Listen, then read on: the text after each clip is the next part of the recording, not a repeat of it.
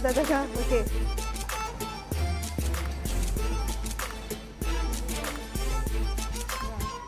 Untuk menikahi wanita dari desa Kubaci, kerudung khas wajib masuk dalam daftar mahar atau mas kawin.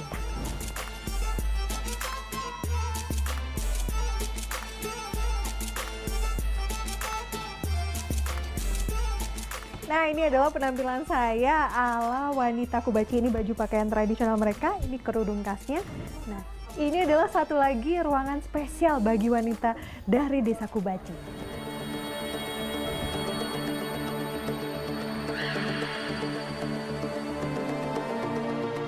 Hampir setiap rumah di desa Kubaci punya ruangan seperti ini untuk menyimpan barang warisan, peninggalan orang tua kepada anak perempuannya dan juga mas kawin.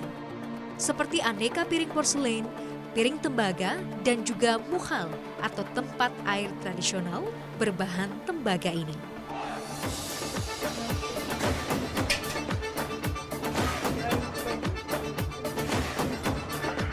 Like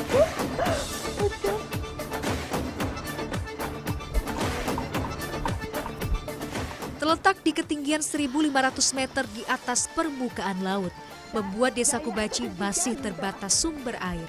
Inilah yang membuat Fatima dan Abidat masih mengambil air ke sumber mata air terdekat menggunakan mukal ini.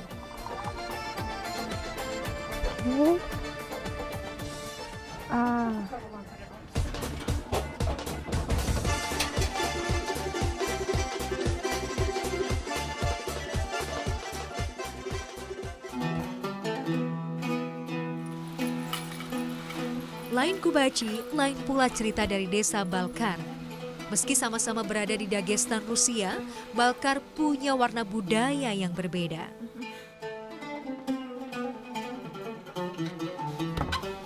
Assalamualaikum Zarima. Opa, dobro utro. Nah, ini adalah Zarima dan juga Napisat yang sedang mempersiapkan pernikahan. Napisat ini akan menikah. Jadi sekarang kita akan melihat bagaimana baju pernikahan tradisional khas Balkar dari etnik Lak.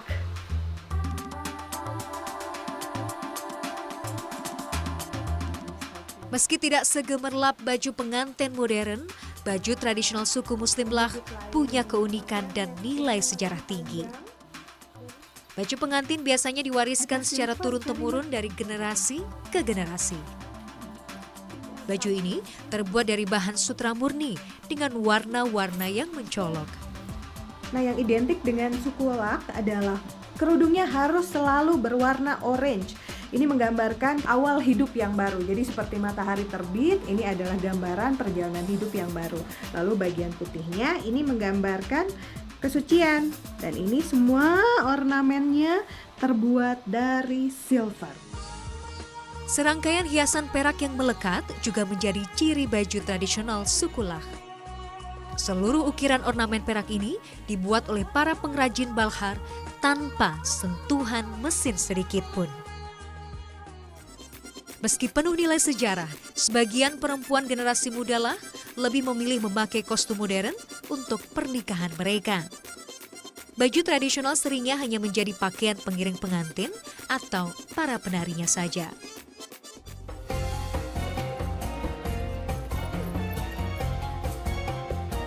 Beruntung, saya bertemu Napisat dan Zarima yang masih memegang teguh budaya asli etnis Muslim Dagestan. Хотите вы попробовать опять одежду на себя?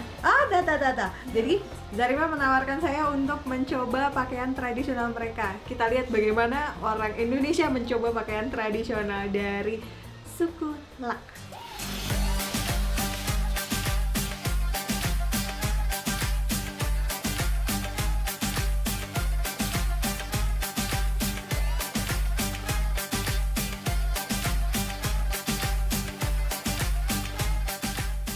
Kedatangan saya kali ini ke Desa Balkar beruntung nih, nggak cuma mencoba pakaian tradisional pengantin muslimah ala Desa Balkar, melihat calon pengantin Napisat, dan Zarima akan mengajak saya melihat bagaimana pembuatan keramik dari tanah liat ala wanita Desa Balkar.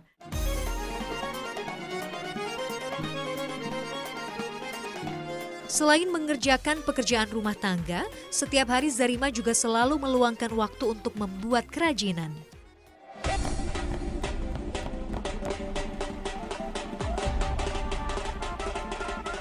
Sebagian besar wanita di Balkhar memang jarang beraktivitas di luar desa. Umumnya, mereka akan mengerjakan pekerjaan di rumah. Selain aturan adat yang mengharuskan mereka tinggal di desa, letak geografis desa Balkhar yang berada di tengah pegunungan Kaukasus menjadikan daerah ini jarang tersentuh modernitas. Zarima, since when you learning to making pottery, and then from who and why you still do this pottery stuff? Я занимаюсь этим не очень давно. Я в детстве вообще этим не занималась, я жила в другом месте, в России. Потом, после рождения второго сына, когда он чуть подрос, просто нужна была работа в селе какая-то, вот, чтобы зарабатывать. Di ruang kecil tepat di samping rumahnya inilah Zarima memajang hasil kerajinannya. Diperkirakan kerajinan tanah liat telah ada sejak 2000 tahun silam di Dagestan. Teknik sederhana dan tanpa proses pewarnaan yang rumit menjadi ciri khas keramik dari Balkhar, Dagestan. Bagian mengambil bahan dan mengolahnya itu dan menjual itu dilakukan oleh kaum laki-laki karena jauh lebih beresiko melewati jalan di pegunungan, ada perampokan dan juga binatang buas.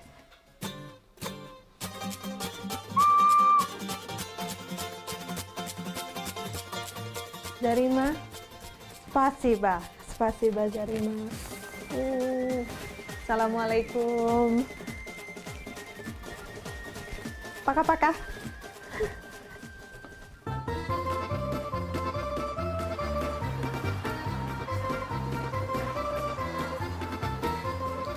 Kini, Moskow, ibu kota Rusia menjadi rumah bagi 2 juta Muslim. Angka ini terdiri dari para pendatang dan Muslim asli Rusia. Saya menyusuri Jalan Verskaya. Kawasan ini terkenal di Moskow sebagai area pusat toko-toko bergengsi. Hari ini saya udah janjian mau ketemu dengan salah satu teman Indonesia yang tinggal di Moskow untuk ketemu dengan salah satu muslimah yang tinggal di kota Moskow. Aci! Aci! Apa kabar? Baik. Perjalanan yang jauh pasti ya? Ya, kayak kita siap-siap ketemu Natalia ya? Iya, langsung ya. Kali ini saya dan Aci memilih menggunakan jalur metro atau kereta bawah tanah untuk mencapai tempat tujuan. Di Moskow, metro tak hanya sekedar jalur transportasi umum, namun juga indah seperti ruang pamer karya seni. Seperti di stasiun Komsomolskaya ini, berhiaskan gaya barok, gambaran kejayaan pemerintah di era Stalin.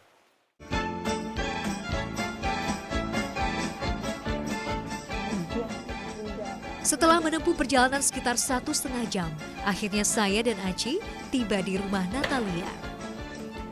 Assalamualaikum. Alhamdulillah. Fine. Alhamdulillah. Okay.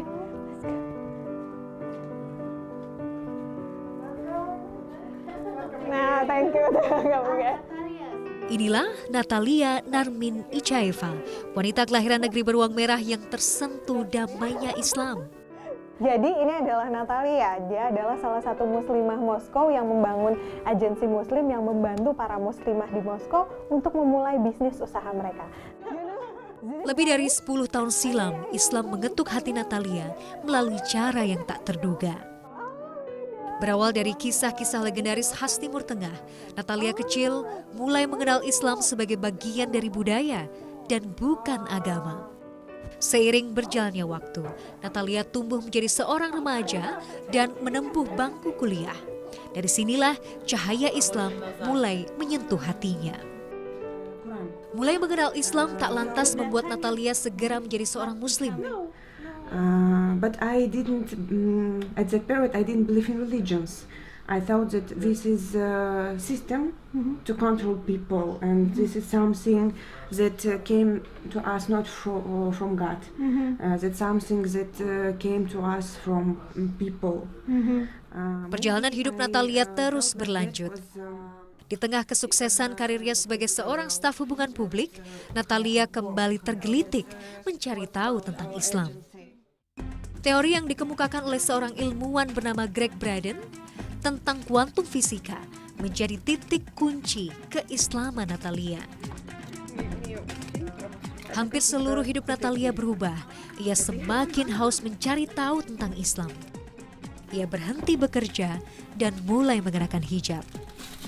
Kini sekian tahun berlalu, ketika ia telah menjadi seorang muslimah, menikah dan mengandung calon buah hati, ia masih mendambakan satu hal.